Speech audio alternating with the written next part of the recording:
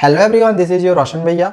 सो अभी आपकी एग्जामिनेशन चल ही रही है एंड एग्जामिनेशन के साथ साथ आपको ये पता होना चाहिए कि आपकी कॉपियों की भी चेकिंग स्टार्ट है। आपकी कॉपी की चेकिंग भी होती जा रही है एंड कॉपियों की चेकिंग किस प्रकार से हो रही है हमने इस वीडियो में ऑलरेडी ये समझा चुका है। अगर आपको देखना होगा तो लिंक डिस्क्रिप्शन पे दिया हुआ है, कॉपी चेकिंग से रिलेटेड, उसको आप देख सकते हो। इस वीडियो में और भी कुछ इंपॉर्टेंट चीज़ें हैं जो कि अभी आप लोग के साथ मुझे शेयर करनी है, मुझे बतानी है, क्योंकि बहुत सारे स्टूडेंट्स को ना सीबीएसई से क्वेश्चन पूछे जा रहे थे, सीबीएसई को क्वेश्चन कर रहे थे। तो सीबीएसई की तरफ से जो ऑफिशियली जो रिप्लाई मिला हुआ है तो उन रिप्लाई को भी मैं भी आप लोग को दिखाने वाला हूँ एंड स्टूडेंट्स के जो कमेंट्स थे वो भी आप लोग को दिखाने जा रहा हूँ। एंड आपको ये पता होना चाहिए कि एक दिन में जो टीचर है वो लगभग 20 से 25 कॉपियों की चेकिंग करता है, यानी कि एक कॉपी को टीचर को साइन करने में 12 से 15 मिनट का समय लगता है। तो आप समझ सकते हो कि अगर कोई टीचर एक कॉपी को 12 से 15 मिनट का समय दे रहा है, दैट मीन्स कि बहुत ही हाई लेवल का चेकिंग नहीं होगा। कहने का मतलब है हाई लेवल, कहने का मतलब है चेकिंग नहीं होने का मतलब है कि कॉपी अच्छी चेक होगी, आपको मार्क्स मिलेगा, बशर्ते कि आपको लिखना होगा। हालांकि और भी यहाँ पे कॉपी चेकिंग से रिलेटेड बहुत सारी और भी हमारे पास इंफॉर्मेशन है, तो वीडियो को आप पूरा देखोगे, आपको अंदर की बातें भी पता चलेगी कि क्या चल रहा है। ठीक है, देखो स्टूडेंट की तरफ से एक क्वेश्चन किया गया कि how should I improve my presentation. जैसे आप अभी एग्जामिनेशन में क्वेश्चन के आंसर्स लिख रहे हो तो आपके माइंड में भी कभी कभी ये चीज़ चल रहा होगा ना कि हम अपने प्रेजेंटेशन को कैसे इम्प्रूव कर सकते हैं। और ये भी आपके माइंड में कहीं ना कहीं आता होगा कि अगर मेरा प्रेजेंटेशन अच्छा हो तो क्या मुझे इसके लिए एक्स्ट्रा मार्क्स मिलेगा या नहीं मिलेगा।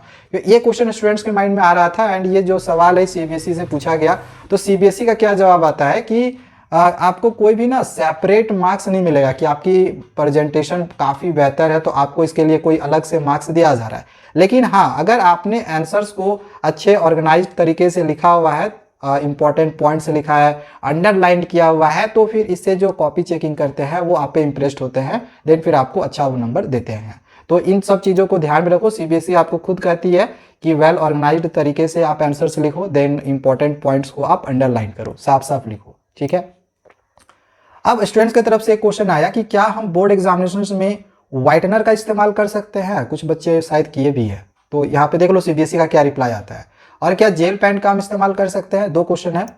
तो व्हाइटनर का इस्तेमाल करने को लेकर बोला गया है कि use of whitener is not permitted, मतलब आप व्हाइटनर का इस्तेमाल नहीं कर सकते हो। हाँ, आप ब्लू या फिर royal blue ink gel pens का आप इस्तेमाल कर सकते हो। तो जेल का पेन का आप इस्तेमाल कर रहे हो तो कोई दिक्कत इसमें नहीं है। अब स्टूडेंट की तरफ से एक कमेंट्स आया कि how can I reappear in board examination. देखो ये कब होगा, कुछ बच्चों के ये भी सवाल चल रहे थे, जैसे किसी का एग्जामिनेशन खराब चल गया तो उसको डर इस चीज़ का है कि कहीं हम फेल नहीं हो जाए। तो अगर कोई स्टूडेंट्स फेल हो जाता है तो वो रीअपेयर एग्जामिनेशन में दोबारा फिर कब बैठ सकता है। तो इसको लेके दिया गया है कि अगर आप क्लास 10th में हो या फिर 12th में हो, अगर आप इस फेल हो जाते हो किसी भी कारण से, किसी भी कारण से अगर आप फेल हो जाते हो ना, तो फिर आपको या जो प्राइवेट कैंडिडेट आप अगले साल एग्जामिनेशंस दे सकते हो, या तो फिर आप लोग की एक कंपार्टमेंट की भी एग्जामिनेशंस होगी। ये जुलाई में होता है कंपार्टमेंट की परीक्षा, तो उस समय भी आप एग्जामिनेशन दे सकते हो। लेकिन उसका एक शर्त क्या है कि क्लास 10th के बच्चे केवल 2 सब्जेक्ट में ही फेल होने चाहिए। 2 से फिर अगर ज़्यादा होते हैं तो फिर आप कंपार्ट का एग्जामिनेशन भी नहीं दे सकते हो, फिर आपको next year as a private candidates exam देना होगा। और क्लास 12th वाले जो बच्चे होंगे केवल वो एक ही सब्जेक्ट में फेल हो सकते हैं। अगर वो एक से ज़्यादा में हो जाते हैं तो फिर उनको डायरेक्ट नेक्स्ट ईयर में एग्जामिनेशन देना होगा, फिर वो कंपार्ट की भी परीक्षा नहीं दे सकते हैं। ठीक है, तो ये चीज़ है। अब अगला क्वेश्चन पूछा गया है कि do examiners deduct marks for exceeding the word limit and spelling mistakes specially in the language papers. आप देखो यहाँ पे क्वेश्चन क्या दिया गया है, आप भी ये चीज़ कभी ना कभी सोचते होगे कि जो वर्ड लिमिट हमें बोला गया है, हम अगर उस वर्ड लिमिट से ज़्यादा लिख दे या तो कम लिख दे तो क्या इससे जो मार्क्स होते हैं वो कटते हैं। और यहाँ पे एक चीज़ ये भी दिया गया है कि अगर स्पेलिंग भी गलती होती है तो क्या इसमें भी मार्क्स कटते हैं। अब देखो सीबीएसई का क्या रिप्लाई है कि कोई भी मार्क्स डिडक्ट नहीं किया जाता है अगर आपका वर्ड लिमिट बढ़ जाता है तो। इनफैक्ट अगर हाँ, एक चीज़ है कि अगर आपका स्पेलिंग मिस्टेक होता है ना तो इसको लेकर आपको आपके मार्क्स काटे जाते हैं, लेकिन एक्सेप्ट आपका लैंग्वेज पेपर्स में, मतलब कि आपके इंग्लिश, हिंदी, ये सब में अगर आपकी स्पेलिंग थोड़ी बहुत गलती होती है तो मार्क्स थोड़ा बहुत कट सकता है, बहुत ज़्यादा आपका नहीं कटेगा। लेकिन साइंस, मैथमेटिक्स जैसे सब्जेक्ट में आपका फिर मार्क्स नहीं कटेगा, या सोशल साइंस में भी नहीं कटेगा। अब अगला क्वेश्चन है कि is it compulsory to write the answers in the same sequence as in the question paper. अब क्वेश्चन पेपर में जिस सीक्वेंस में क्वेश्चन दिया गया है तो क्या हम आंसर्स को भी हमें उसी सीक्वेंस में ही लिखना है, क्या ये जरूरी है। तो ऑब्वियसली नहीं, और सीबीएसई का भी यही कहना है कि नहीं, आप किसी भी सीक्वेंस में आंसर्स को लिख सकते हो। बस इन्होंने एक ही चीज़ कहा है कि करेक्ट आंसर लिखो और क्वेश्चन नंबर करेक्ट डालो, क्वेश्चन नंबर आप करेक्ट डालो, ये चीज़ दिया हुआ है। अब देखो एक स्टूडेंट्स ने क्या कमेंट किया कि सर मेरा राइटिंग का जो है बहुत स्लो है, तो मैं अपना पेपर जो है वो कंप्लीट नहीं कर पा रहा हूँ, तो अब मैं क्या करूं। अब देखो सीबीएसई का क्या रिप्लाई आता है कि आपको प्रैक्टिस करनी चाहिए और आपको अपनी राइटिंग को इम्प्रूव करना चाहिए, अपनी स्पीड बढ़ानी चाहिए। तो अगर आपके साथ भी ये प्रॉब्लम है तो ये चीज़ आप कर सकते हो।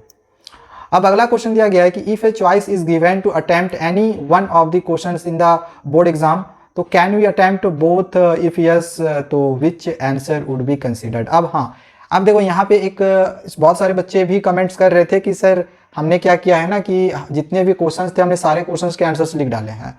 5 क्वेश्चन था, 4 ही बनाना था, हमने 5 कर दिए। तो क्या 5 चेक होगा कि कोई भी 4 होगा, जो मेरा सही है वही साइन होगा। तो सीबीएसई का क्या कहना है, सीबीएसई का कहना है कि देखो क्वेश्चन पेपर में हालांकि ये इंस्ट्रक्शन दिया हुआ रहता है कि आपको इतने ही क्वेश्चन अटेम्प्ट करने हैं, लेकिन अगर आपके साथ ऐसा कुछ हो जाता है तो फिर वो एग्जामिनर होगा जो कॉपी आपकी साइन कर रहे होंगे वो कंफ्यूज होते हैं, और अगर वो कंफ्यूज होते हैं तो वो टोटली उन पे डिपेंड करता है कि वो किन 4 को लेते हैं, शुरू का 4 को लेंगे, लास्ट का 4 को लेंगे।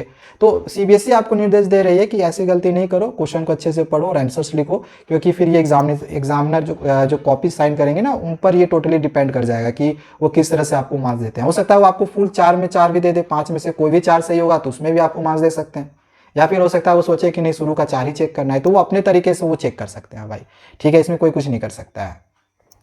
अगला क्वेश्चन पूछा गया है कि is it mandatory to pass in theory and practical exam separately at class 12।